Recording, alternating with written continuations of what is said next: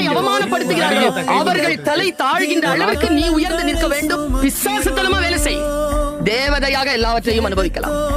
ஏதேனும் அவமானம் உங்களுக்கு நேர்ந்தால் அங்க வந்து நீங்க அதை லேடரா மாத்துங்க.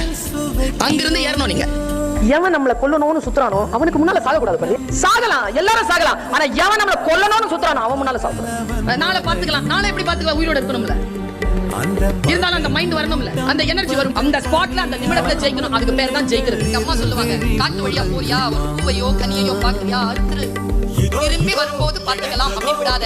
வாழ்க்கையும் அப்படித்தான். என்ன முடியுமோ அவ்வளவு பறிச்சு உருளி எடுத்துட்டு வெளியில ஓடிடும்.